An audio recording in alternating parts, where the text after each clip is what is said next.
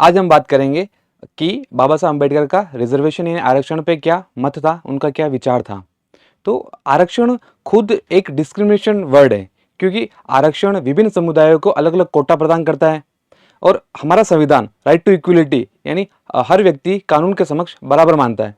तो आर्टिकल 14 और रिजर्वेशन दोनों एक दूसरे के कॉन्ट्राडिक्टरी है, विपरीत है। तो जो आरक्षण है, क्या वो आरक्षण इलीगल है? इसके हिसाब से तो आरक्षण इलीगल होना चाहिए, क्योंकि right to equality every person का राइट है, क्योंकि ये फंडामेंटल राइट है अपने संविधान का। तो क्या आरक्षण इलीगल होना चाहिए? नहीं। और क्या आरक्षण डिस्क्रिमिनेशन को ख़त्म करेगा? क्योंकि ये खुद एक डिस्क्रिमिनेटिव वर्ड है।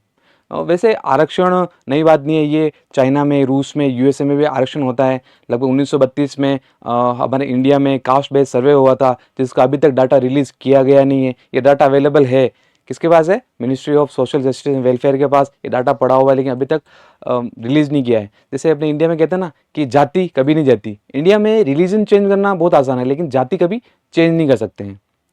तो वैसे ही आरक्षण अमीर और गरीब के बीच में हमेशा लेवल प्लेइंग फील्ड लाने की कोशिश करता है, ना कि अमीर को गरीब और गरीब को अमीर बनाता है। यह अमीर और गरीब सभी लोगों में एक इक्वल प्लेइंग फील्ड, जो सामाजिक रूप से, नैतिक रूप से, एजुकेशनली शैक्षणिक रूप से या सोशली रूप से, ये इनको लेवल प्लेइंग फील्ड प्रोवाइड करता है, जिससे सारे वंचित वर्ग के और जो ऊपर के लोग वो एक मुख्य पटल पर, मुख्य धारा में आ पाए। 2011 की जनगणना के अनुसार लगभग एससी समुदाय की जनसंख्या लगभग 10 करोड़ है, एसटी समुदाय की जनसंख्या लगभग 20 करोड़ है और ओबीसी समुदाय की जनसंख्या लगभग 50 करोड़ है। ओबीसी को 27% रिजर्वेशन दिया गया है, जो इंदिरा साहनी केस 1992 में दिया गया था, जिसमें यह भी कहा गया था कि आरक्षण की सीमा 50% ऊपर नहीं होनी चाहिए। जो इंदिरा साहनी केस लाया गया था, किसके बिहाफ पे था? क्योंकि मंडल कमीशन आया था वीपी सिंह सरकार और नरसिम्हा राव की सरकार के दौरान। इसकी वीपी जो मंडल कमीशन था, इसकी शुरुआत मोरारजी देसाई 1977 में इसकी शुरुआत हो चुकी थी। जो इंडिया में जो लेवल प्लेइंग फील्ड है वो कैसे आएगा कि व्यक्ति को हमेशा आय के आधार पर नहीं या इनकम के आधार पर नहीं, क्योंकि इनकम पर आधार पर बांटना मुश्किल है। आप डॉक्टर को या स्कूल टीचर को या प्रोफेशनल जो ऑर्गेनाइज सेक्टर में काम करते हैं उनको आप इनकम के बेस पे आप बांट सकते हो, लेकिन जो अनऑर्गेनाइज सेक्टर में है उनको आप इनकम के आधार पर कैसे बांट के कैसे रिजर्वेशन दे सकते हो?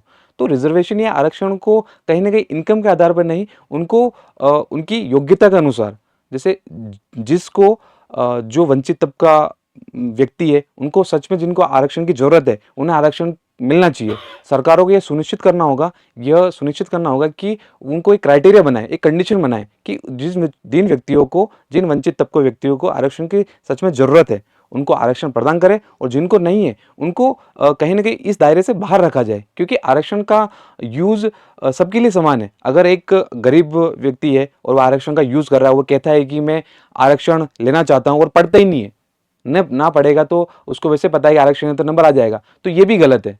तो हमें एक क्राइटेरिया और एक कहीं ना कहीं गाइडलाइन सुनिश्चित करनी होगी सरकारों को कि आरक्षण को कैसे, कहाँ और कितना दिया जाना चाहिए। जैसा कि अपने संविधान में बहुत सारे संशोधन हुए आरक्षण से संबंधित, 77वां संविधान संशोधन, 83वां संविधान संशोधन, 85वां संविधान संशोधन और 93वां संविधान संशोधन, इनके मुताबिक भी आरक्षण को सुनिश्चित किया गया है संविधान में। तो कहीं ना कहीं मेरी राय में जो आरक्षण है वो इनकम बेस्ड नहीं और योग्यता अनुसार होना चाहिए, कि जिसमें जिसको जितनी ज़रूरत हो उनके हिसाब से आरक्षण उतना ही दिया जाना चाहिए। अब बाबा साहब अम्बेडकर ने भी आरक्षण के बारे में बहुत कुछ कहा था, जिन्होंने शिक्षा पे बहुत अच्छी लाइन कही थी। उन्होंने कहा था कि शिक्षा एक ऐसी शेरनी का दूध है, जो पिएगा वो दहाड़ेगा। ये ऑब्वियस सी बात है कि जिनकी जितनी योग्यता होगी उनको आरक्षण मिलकर या फिर ना मिलते हुए उनको कहीं ना कहीं उनको उचित पोस्ट पे, उनको चाहे वो एजुकेशन सेक्टर में हो, चाहे वो पॉलिटिकल फील्ड में हो, उनको उचित फील्ड पे या उचित पद पे जाना ही चाहिए। तो आरक्षण की आपके बारे में आपको क्या राय है, आरक्षण के बारे में ये जरूर बताइएगा।